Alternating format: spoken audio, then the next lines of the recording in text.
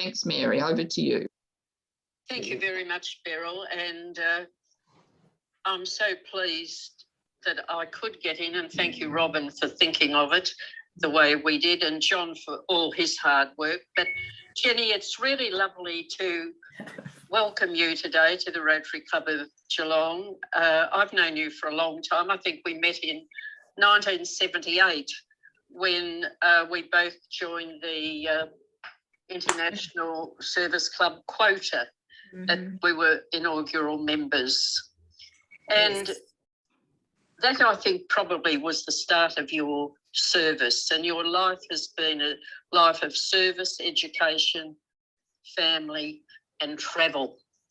So for the benefit of the members who don't know you, I'll say Jenny was born at the Belmont Primary School. She went to the Belmont High School, University of Melbourne, where she graduated with a science degree majoring in physics and mathematics, and she has a graduate diploma of education. Jenny taught in Victorian government secondary schools and overseas at Eastern High School of Commerce, Toronto in Canada. And prior to having a family, she was a part-time tutor with the Faculty of Education, University of Melbourne, and a science mathematics consultant with the Education Department. Jenny commenced work at Deakin at Warren Ponds in 1983 and had several interesting positions, including Secretary of the Ethics Committee, Faculty of Arts Registrar, Faculty General Manager, Senior Project Officer in the Faculty of Health and School of Medicine. She retired from full-time work in 2006, then worked as a higher education consultant for 2 years before returning to Deakin on a contract basis. Jenny's the director of the Glastonbury Community Services, which is now Barwon Child, Youth and Family since 2007, and a recent appointee to the board of the Barwon Association for Youth Support and Accommodation, which was previously known as Barwon Youth. Among the documents I received about Jenny, there's a student identification card. Yes. And this is a card from which entitles Jenny, upon presentation of the card at any Mini Pearls fried chicken store in Nashville, Tennessee, to purchase Mini Pearls dinner pack valued at $1.20 for just 99 cents. Now, Jenny, we can't offer you any fried chicken today, but we're really looking forward to the rest of your story. Over to you, Jenny. Thank you very much.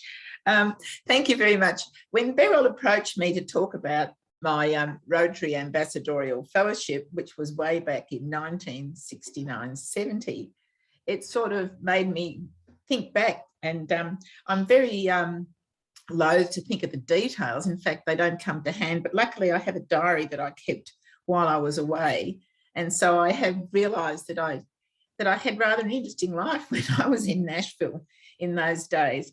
But I am very clear that as a result of that experience, that it had a life-affirming effect on me that changed things forever, really. And but I'll start from the beginning. As you heard, I was teaching in high schools at Warrnambool and then at Bell Park.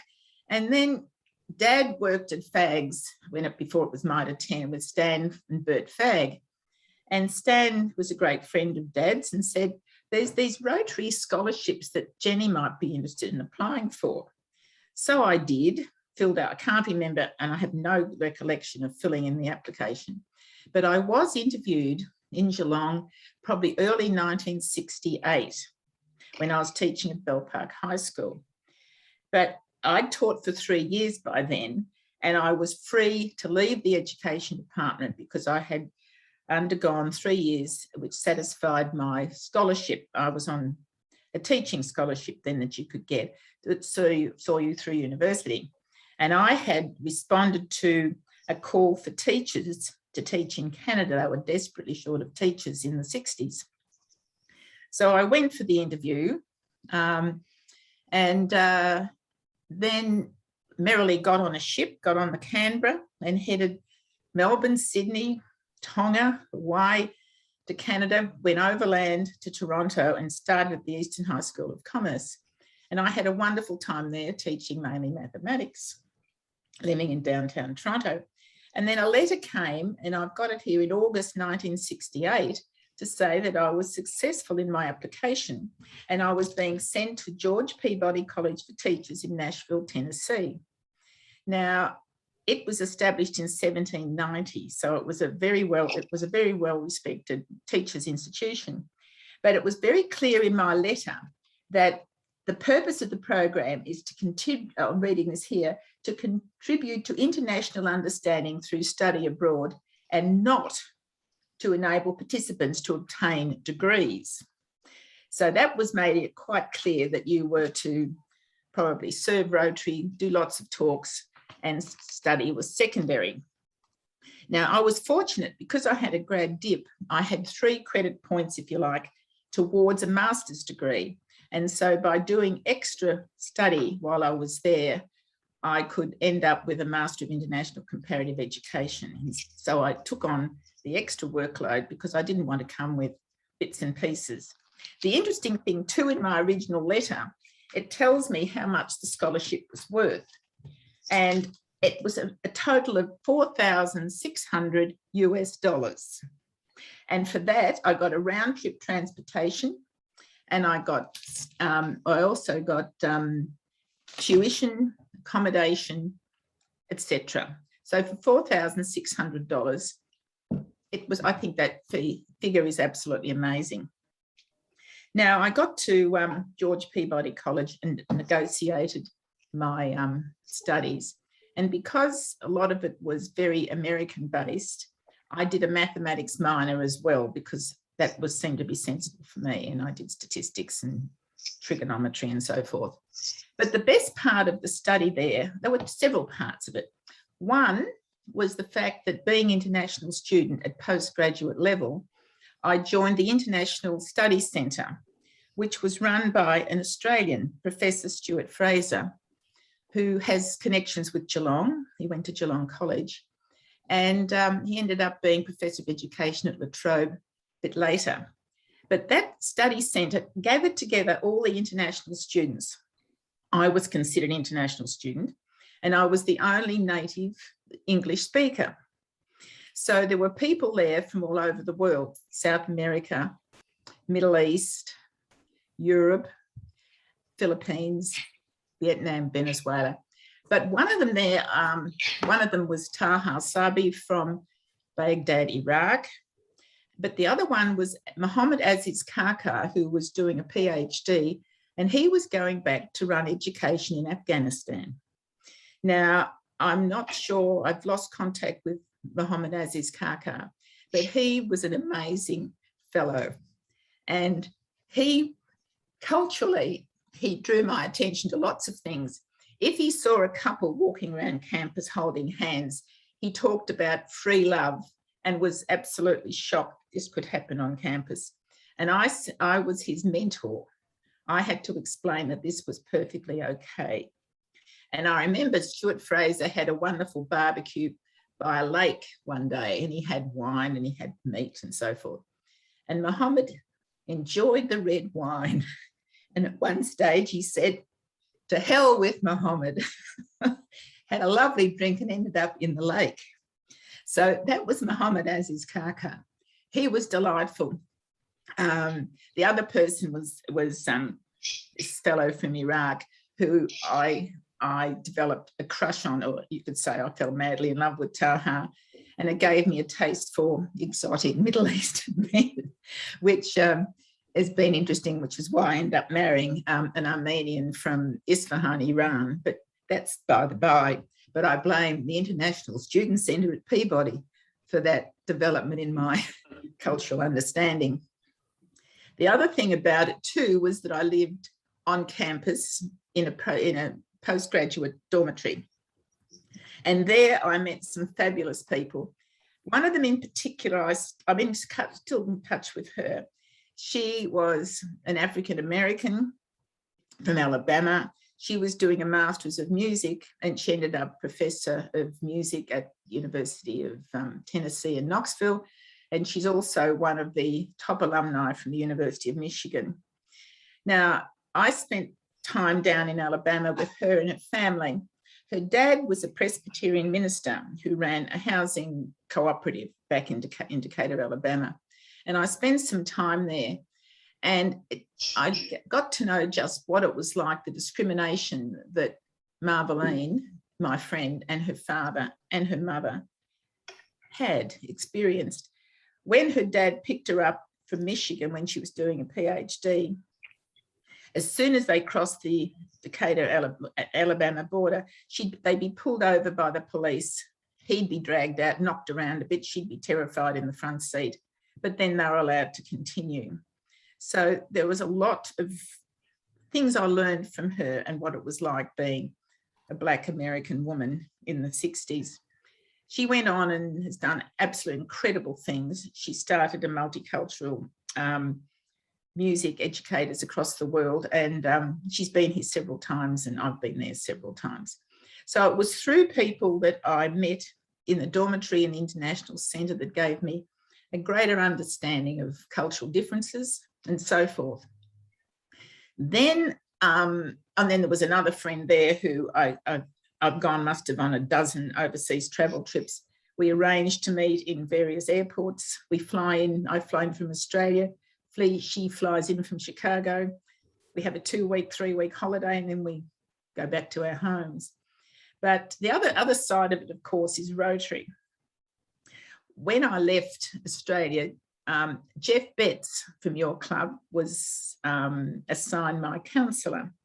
Now, what that meant is that I had to report twice a year, and I would write to him and also write to the counsellor in America, who was Joe Thompson Jr., an absolutely fabulous man with 4 children living in Nashville. And he was just, once again, set an example of community service. He was on the board of many things, a very mover and shaker in the First Presbyterian Church, and he treated me as his American daughter. And he was just incredible. He'd been a World War I reconnaissance pilot with the British Air Force, actually. And my son just thinks he's heroic. He's since died, and but I did get to see him just before he died. I made a special trip. So, and then while I was there, I did many talks to different Rotary clubs, including 2 district conferences. Now, I don't know why I had 2 of them, but they were different districts. But I was considered a bit of a novelty, being a woman from Australia. I often got confused for someone from Austria or South America. And there was a lot of ignorance, actually, at the time. And in my diary, which I've flicked through, I've got some rather nasty comments about some of the ignorant people I met when I was there, that they didn't know where Australia was and the fact that we spoke English.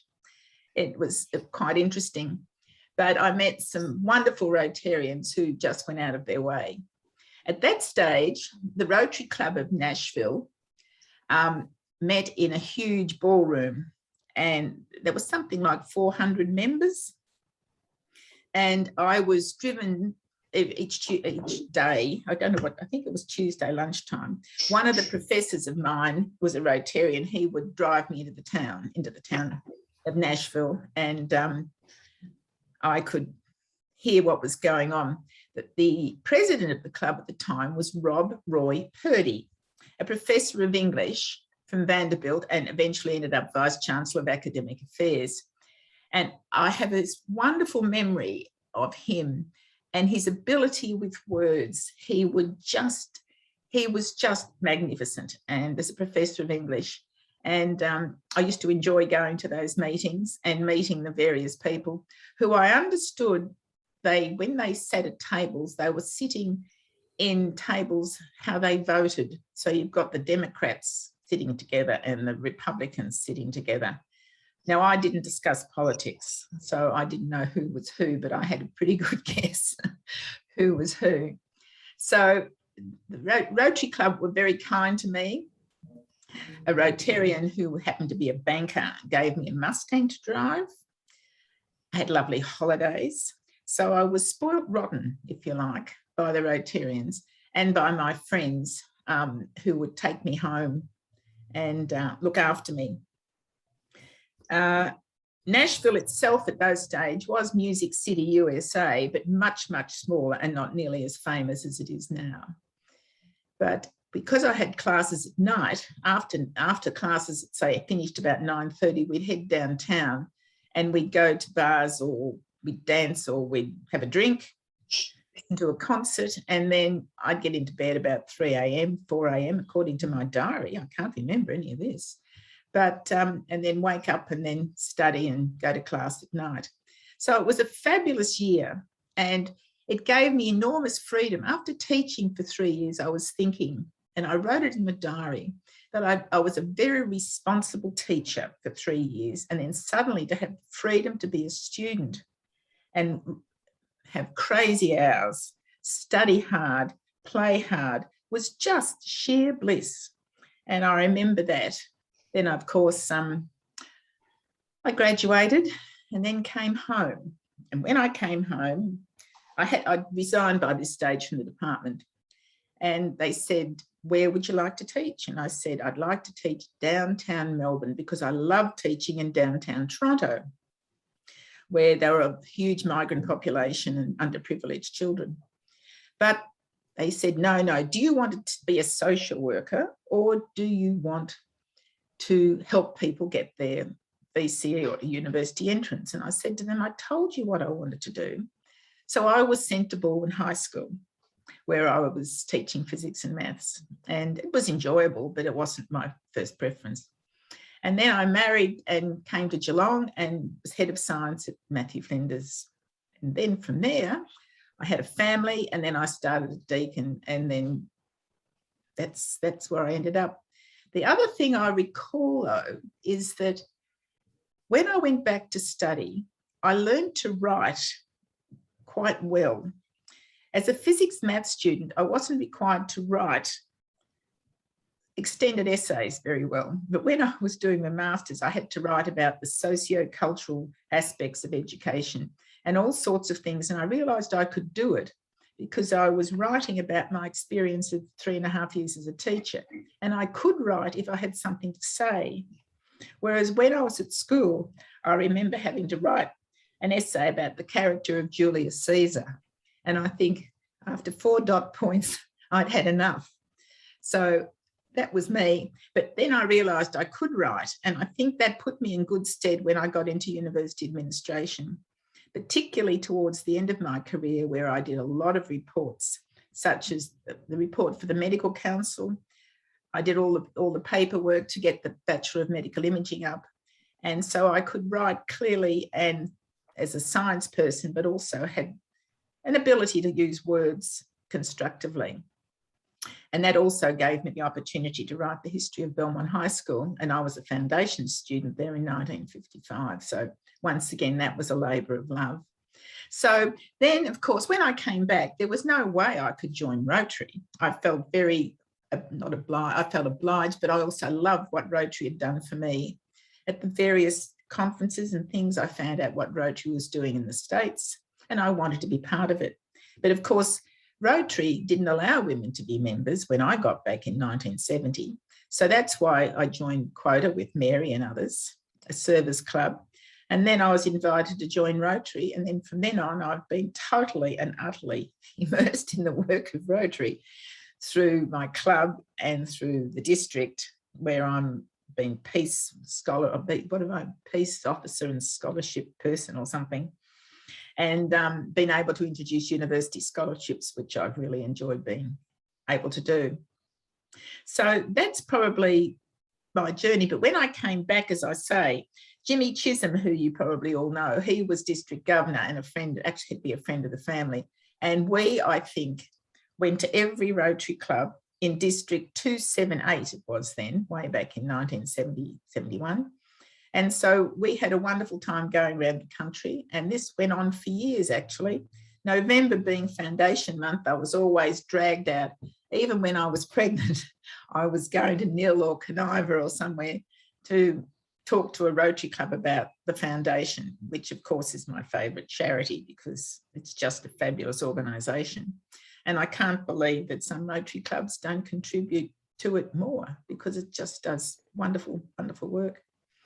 Well, I think that's probably enough at this stage from me. I don't think I've left anything particularly out, but you may have some questions that you might like to answer. Jenny, thank you very much. That was a wonderful talk. You ended up with your work with Rotary, and you've been giving back to Rotary because of being a foundation fellow in Nashville, Tennessee. And I just wonder if I could ask the first question. Mm. I wonder if I could ask you how you see the future of Rotary, given the declining membership, change in work patterns and family lifestyles, etc. Mm. In your mind, can I say within our Rotary? It's interesting because people aren't joining clubs for some reason, except sports clubs, I suppose. And churches' congregation are going down because people probably resist belonging. But I still think there's a place for Rotary because as a group, we can do amazing things. For example, with the polio and anything you like to name, it's just fabulous. And so I'm very committed. But as for membership, I've thought about this, and we've got some young members in our club, and they believe that recruiting new members could be, or best through, service project-led recruitment. And in other words, you get people involved doing service projects, not necessarily as members, just invite people along to join you in a service project. And they might get the sense then that as a group, you can do more than as an individual and sell Rotary and its message in that way. Now, I'm talking about a couple of 30-year-olds with young families. Now, they said inviting a friend along has merit, but to invite some people along who are busy, young families, to go to a meeting and go through some formal procedures is probably not the best way that they'd like to spend their time. Our young people like to be involved. They like to be involved in doing hands-on service. They look after the Bunnings barbecues. They look after the all the rostering and so forth at the showgrounds. And I think if Rotary can get people involved, it means not only do we have more people to do the service projects, but we might be able to get more people in when they know that as a group we're good people who do good stuff and can make a difference to people's lives. And that's been proven to me a few times. For example, just in the last one we've got with the Coles BCYF food project, a few times a Rotarian couldn't help out, and I drew on some non-Rotarians to fill in the gap, and they loved doing that and wanted to be part of it. Now, whether they become members or not, I'm not sure, but at least they know the work we do and they're open to coming along again. Another thing, we have a relationship with Newcombe Park Primary School, and a very disadvantaged school, and they want people to help hear the children read. Now, when I discussed it with some of my friends who are non-Rotarians, despite my best efforts, they said, boy, we'll be part of that. So there'll be a team of people in the name of Rotary who'll be helping reading at Newcombe Park Primary School. Not all Rotarians, but it is a Rotary project. And I think that's one way we can continue doing some good work, even though the numbers aren't there as Rotarians. So it's one way of doing it. And I could give other examples where I've pulled in friends and acquaintances to help Rotary, and they've loved it. But the thought of membership hasn't quite, they're busy. So maybe when they have more time, they might join. That's not really an answer to your question, but I think yeah, Jenny, I think you've given us some food for thought there, and I do appreciate those answers. Now, I'm sure other people have got questions. John, I can't see a screen, obviously. So I wonder if you could moderate the question session for a minute. Yeah, sure thing. So Barry's got his hand. Yeah, very interesting, Jenny. Barry White here. Oh, hello, Barry. Hi, Elsie. Good to see you again.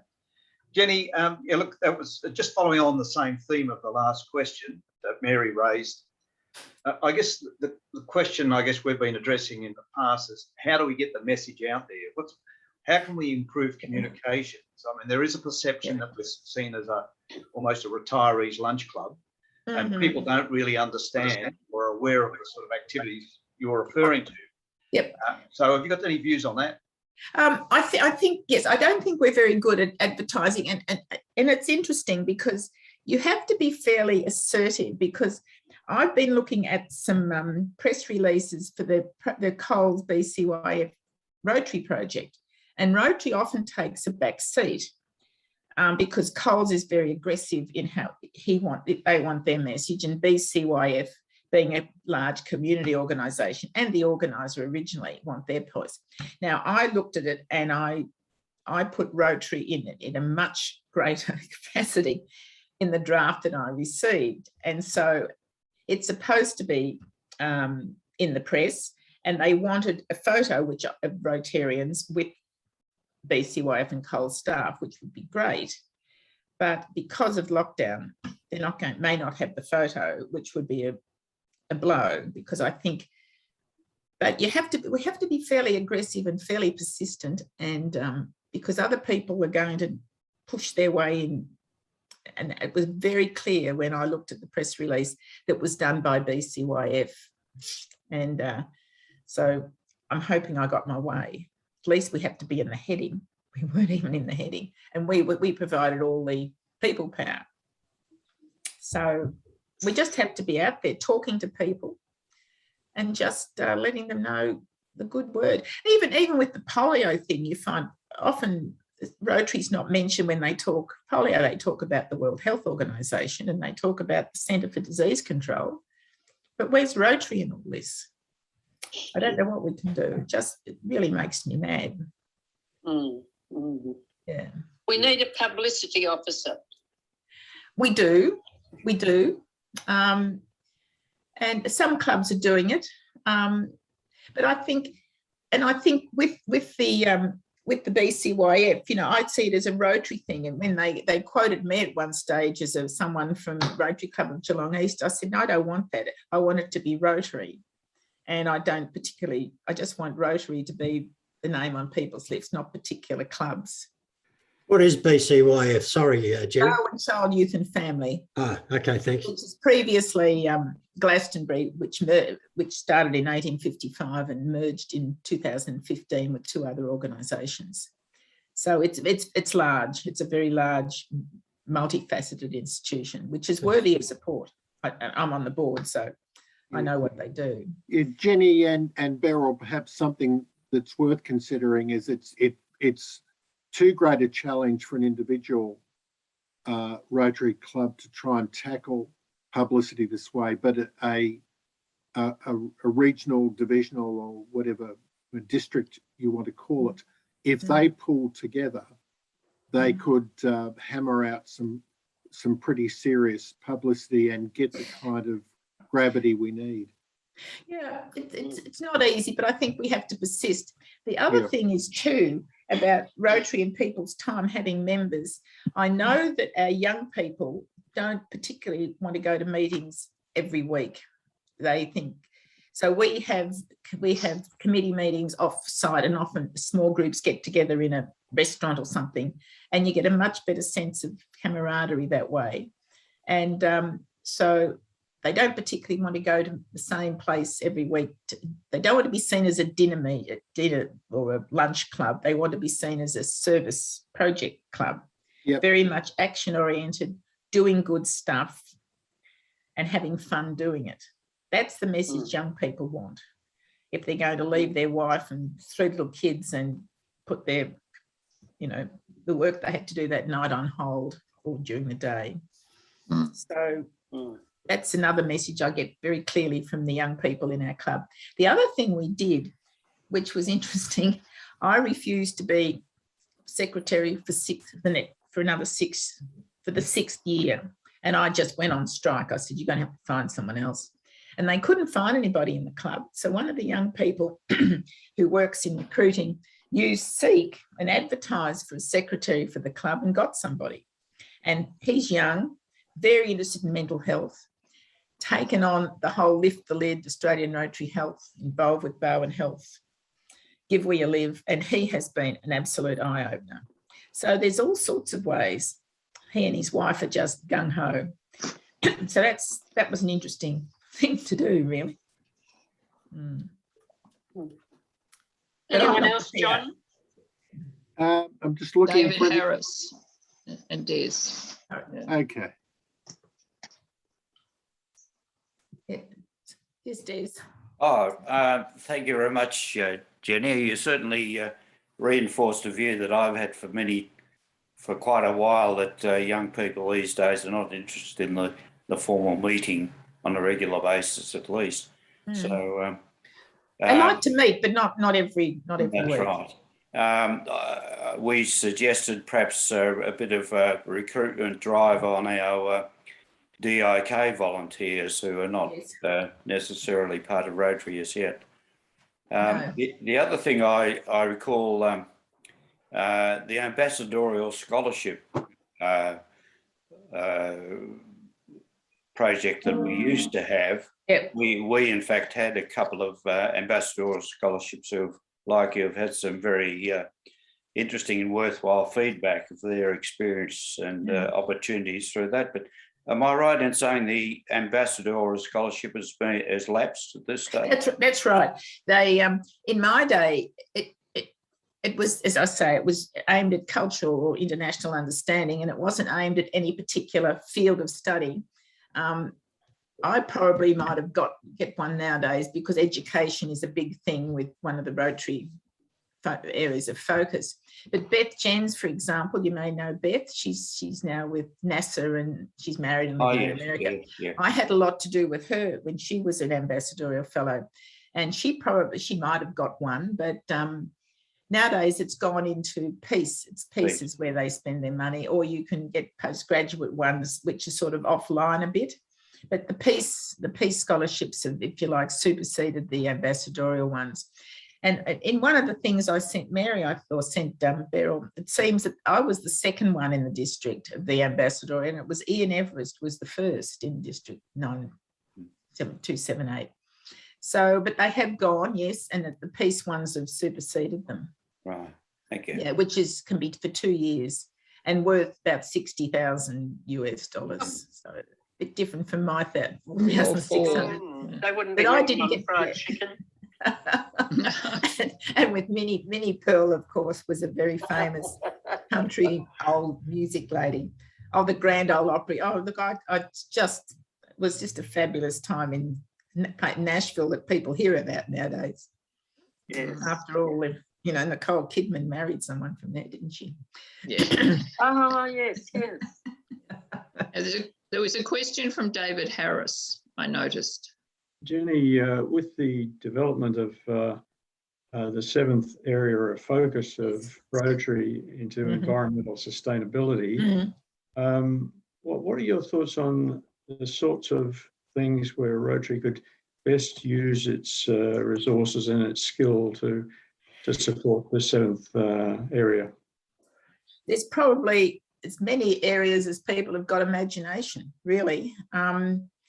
It's very broad. I know we had a talk was a Zoom talk from Geelong Sustainability last week, and they're doing some really interesting things, positive as well as resisting some things that would destroy the environment.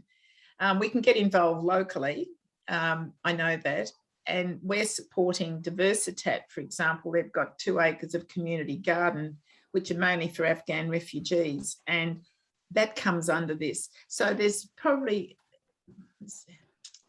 it's up to people's imagination, really, as to where they can go locally, national, because it's just an enormous challenge. And Yeah, just I suggest you talk to Geelong Sustainability. They've got some really good things going with miniature housing, and I know they help the Indigenous people with their garden at Narana. It's a matter of where you want to go and what you can do, and that's where you might get extra people to help you with doing some projects that aren't Rotarians. Come up with the idea, get some funding, and there's funding available. There's lots of funding available for environmental issues. But I know our club's got at least 1 or 2 things on the go already. Thank So you, whatever you Jenny. like, I'd say. Mm. What contacts you've got? The club must have contacts. I mean, Barry must have contacts at Deakin in the environmental area because they teach environmental engineering there, environmental studies. There must be things there that we can get involved with. It's up to you, really. Go for it. Be daring. Have fun. Food for thought. Yes. Any further questions? Because I know Mary is at a disadvantage, but managing.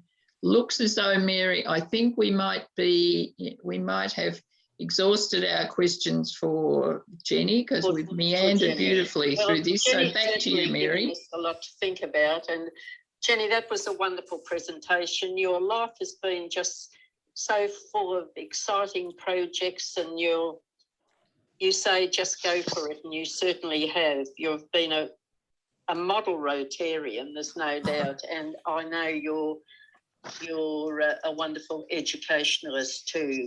That's my love. So much about you from Deakin. So thank you for coming to speak with us today, Jenny. And we usually give a Rotary pen to our speakers, but today I have here a pen from the Carlton Hotel in Singapore that I thought I'd give you next time I see you, Jenny. It's yours.